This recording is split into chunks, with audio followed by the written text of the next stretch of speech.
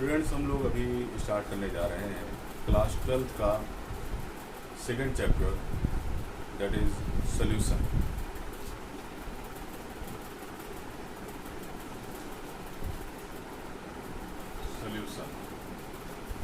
जैसे कि आप लोग जानते हैं, क्लास 12 में जो सिलेबस है उसमें बाइनरी सॉल्यूशंस आपके कोर्स में है। बाइनरी सॉल्यूशंस का मतलब हुआ ऐसा सॉल्यूशन जिसमें एक सॉल्वेंट हो और दूसरा हो solute. Solvent and solute. Solvent और सोल्यूट के बारे में आप लोग पहले से ही पढ़ते आए हैं। सॉल्वेंट वो होता है प्रेजेंट इन लार्ज अमाउंट, मतलब सॉल्यूशन में वो चीज़ जो कि ज़्यादा मात्रा में प्रेजेंट हो उसे बोलेंगे हम लोग सॉल्वेंट। और सोल्यूट वो होता है जो प्रेजेंट होता है प्रेजेंट इन स्मॉल अमाउंट। इसके साथ साथ एक बात और है कि हमेशा जो सॉल्यूशन की physical state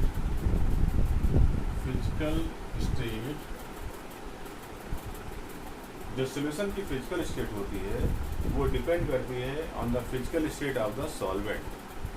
the solutions physical state depend on solvents physical state। ठीक, क्योंकि कई बार ऐसा होता है कि जो हमारे पास सोल्यूट और सॉल्वेंट है उनकी क्वांटिटी में अंतर हो सकता है, वहाँ से हम नहीं जान सकते हैं, या फिर दोनों इक्वल अमाउंट में भी हो सकते हैं। तो हम अगर सॉल्वेंट को पहचानना चाहें तो इससे भी पता कर सकते हैं कि जो सोल्यूशन की फिजिकल स्टेट है वो सॉल्वेंट की फिजिकल स्टेट होती है। यानी कि अगर हमारा सोल्यूशन लिक्विड है तो सॉल्वेंट भी हमारा लिक्विड होगा। इस वजह से हम डिसाइड कर सकते हैं कि हमारे पास सोल्यूट क्या है और सॉल्वेंट क्या है। इसके बाद फिर आता है how can we measure the concentration. What is the concentration of solution.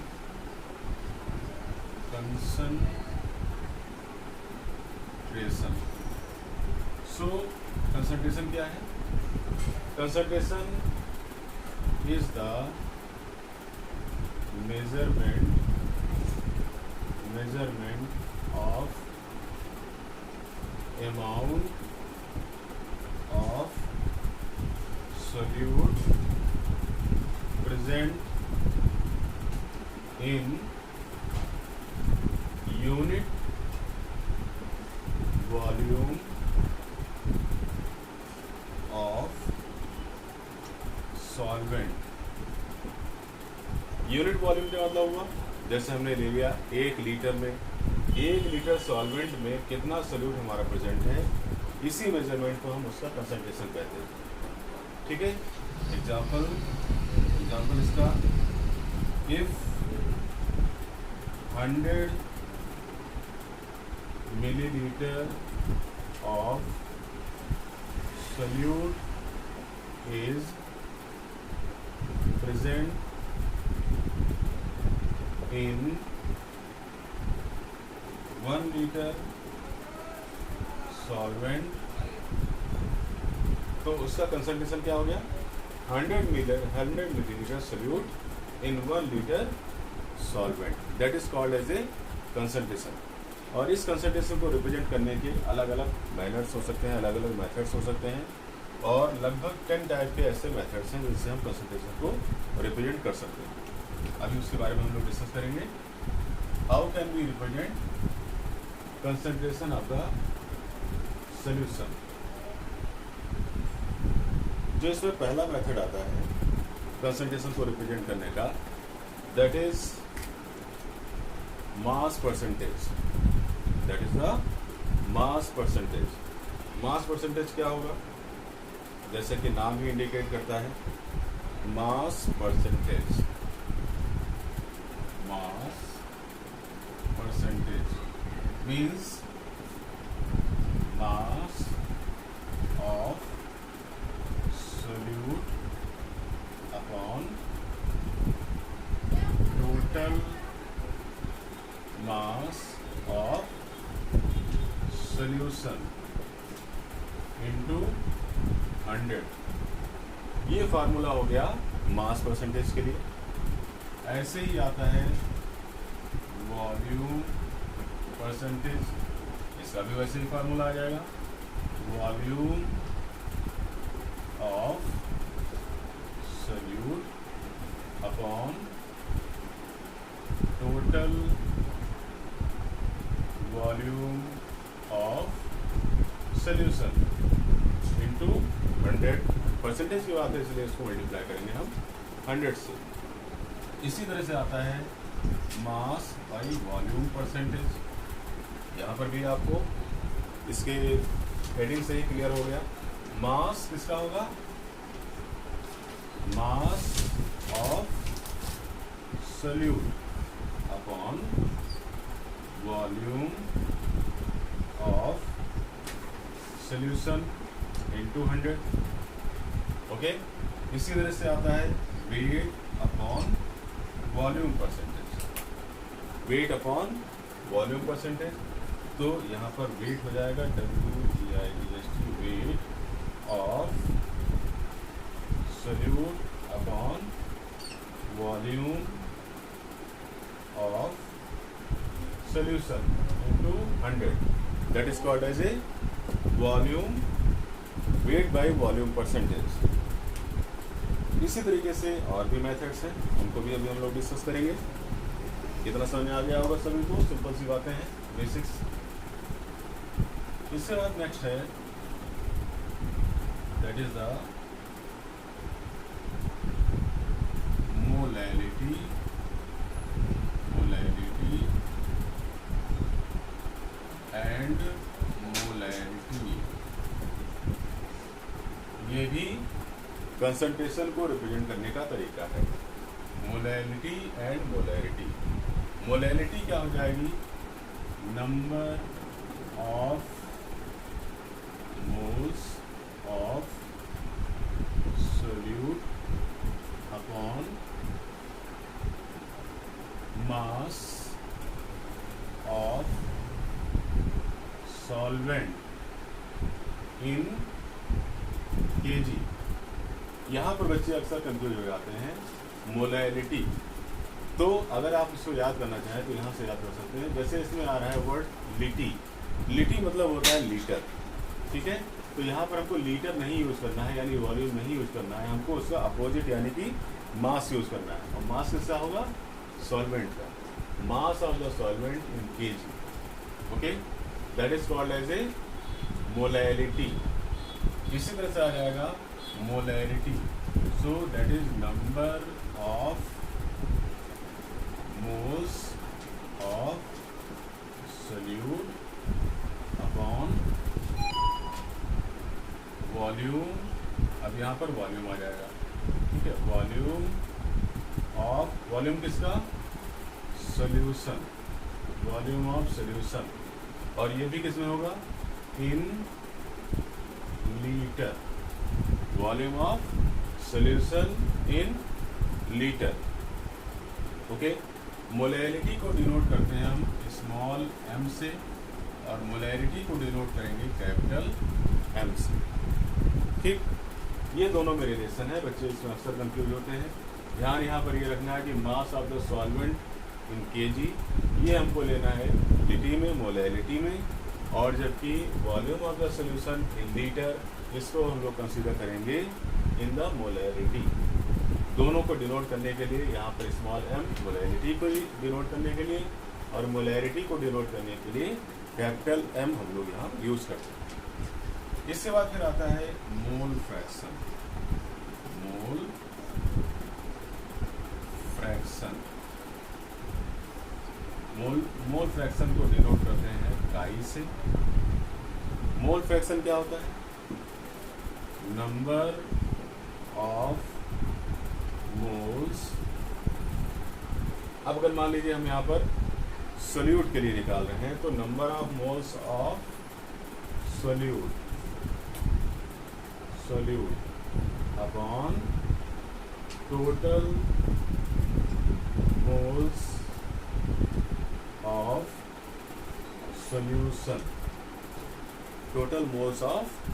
Solution, ये इसका फार्मूला हो गया। यानी अगर हम इसको डिनोट करें और इसको हम सिंबॉलिक फॉर्म में लिखना चाहें, so chi B equal to N B upon N A plus N B, ये हो जाएगा। ठीक है, सो एन बी क्या हो गया? N B is the number of moles of solute, और एन ए क्या है? Number of moles of solvent. ठीक, इसी तरह से अगर हम काई ए निकालेंगे, काई ए यहाँ पर देख लेते हैं, काई ए इक्वल टू हो जाएगा N A upon A N A plus N B. ठीक है, समझ आ रहा है सबको? ओके, समझ आ गया होगा सभी को। इसको मिटा देते हैं।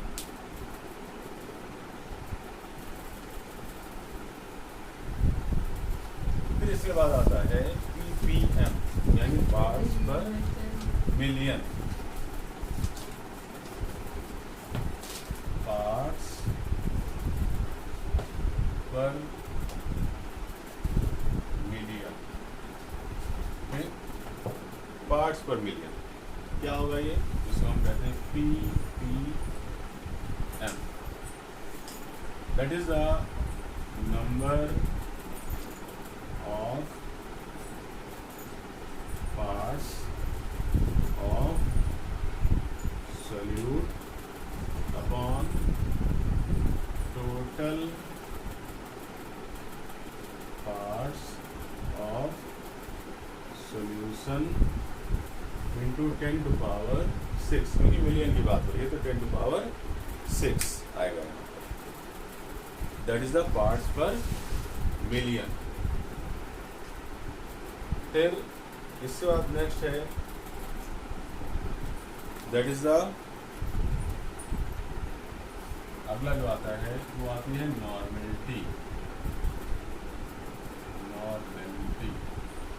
इसको डिनोट करते हैं कैपिटल एन से। तो number of gram equivalent upon volume of solution in litre, ये फार्मूला हो गया नॉर्मेलिटी का। इसी तरह से अगला है फॉर्मेलिटी। क्या है? फॉर्मेलिटी। इसको डिनोट करेंगे एफ से। फॉर्मेलिटी क्या हो गई? Formula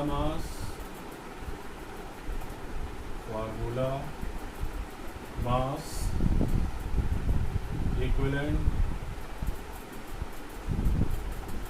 formula mass equivalent upon volume of solution in litre, that is the formality. तो अगर आप देखें तो क्या क्या अभी तक हम लोगों ने देख लिया? पार्ट्स पर मिलियन देखा, नॉर्मेलिटी देखा, फॉर्मेलिटी देखा। इससे पहले हम लोगों ने मोल फ्रैक्शन देखा, मोलैलिटी देखी, मोलैरिटी देखी। उससे पहले volume percentage, mass percentage, volume by volume percentage and mass by volume percentage and wait by volume percentage. तो इस तरीके से अगर देखें तो टोटल हमारे पास 10 फार्मूले हैं, 10 मेथड्स हैं to predict the concentration of any solution. इस तरीके से आप कंसंट्रेशन किसी भी सॉल्यूशन का निकाल सकते हैं। अब इसमें एक बेसिक सी चीज़ आती है जो कि आप लोग 9-10 में पढ़कर आते हैं, 11 में भी आपने पढ़ा हुआ है, that how can we calculate number of moles. Number of moles, number of moles, जिसको हम डिनोट करते हैं स्मॉल एन से। So number of mole equal to given weight upon molecular wait.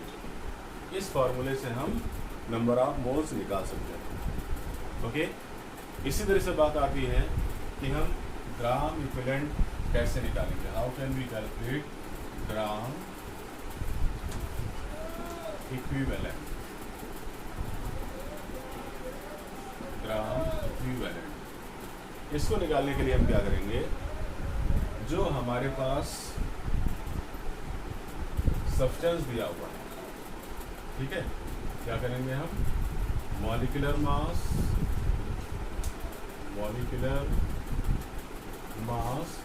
इसको डिवाइड कर दें उसके n फैक्टर से।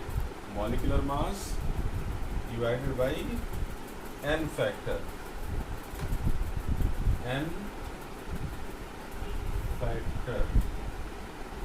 ठीक। n फैक्टर क्या क्या हो सकता है, n फैक्टर हो सकता है आयनिक चार्ज, यानी कि यहाँ पर चार्ज ऑफ आयंस। जैसे अगर मान लीजिए हमारे पास Mg है तो उसके ऊपर 2 चार्ज होता है, तो उसका रिपेलेंट वेट निकालना होगा, तो मॉलिक्यूलर वेट या फिर एटॉमिक वेट डिवाइडेड बाई 2, है ना। इस तरह से उसका आयनिक चार्ज आ गया। या फिर नंबर ऑफ हाइड्रोजन आयंस और OH नेगेटिव आयंस डिस्प्लेस्ड, कितने डिस्प्लेस किए जाते हैं वहाँ से निकाल सकते हैं, ठीक है। यानी कि एसिडिटी और बेसिसिटी, ठीक। यानी किसी भी एसिड की बेसिसिटी या बेस की एसिडिटी से अगर हम उसको डिवाइड कर दें तो वो भी हमको n फैक्टर बताता है, वही उसका n फैक्टर होता है। तो ये सारे मेथड्स हैं जो कि कंसंट्रेशन से जुड़े हुए हैं, जो कि कॉमन मेथड्स हैं, ठीक है। बाकी जो रेस्ट पार्ट है वो आगे नए लेक्चर में हम लोग डिस्कस करेंगे। Thank you.